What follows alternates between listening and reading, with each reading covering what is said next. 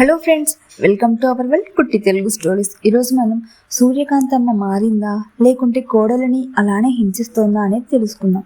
రోజు ఇలానే జరుగుతూ ఉండేది. అలా ఒకరోజు ఉదయం సూర్యకాంతమ్మకు ఛాతిలో నొప్పి, తల తిరగడం ప్రారంభమైంది.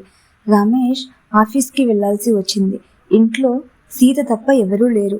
సీతకి విషయం తెలిసిన వెంటనే ఒక్క క్షణం కూడా ఆలస్యం చేయకుండా వెంటనే నీళ్లు తాగించి మందులు ఇచ్చింది. తడిగుడ్డతో నుదుటిని చల్లబరిచింది. భయంతో డాక్టర్కి కాల్ చేసింది. హెర్బల్ టీ కూడా చేసి తాగించింది.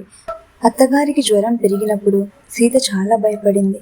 కానీ ధైర్యం తెచ్చుకొని అత్తగారికి కూడా ధైర్యం చెబుతోంది.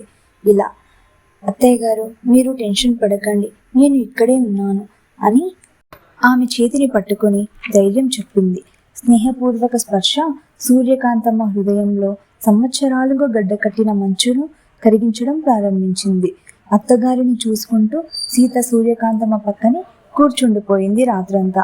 అర్ధరాత్రి లేచి సూర్యకాంతమ్మ పక్కన కూర్చొని అలాగే నిద్రపోతున్న సీతను చూశాక ఏం జరిగిందనేది నెక్స్ట్ వీడియోలో చూద్దాం. ఈ వీడియో నచ్చినట్లయితే లైక్ చేసి సబ్స్క్రైబ్ చేసుకొని నా ఛానల్ని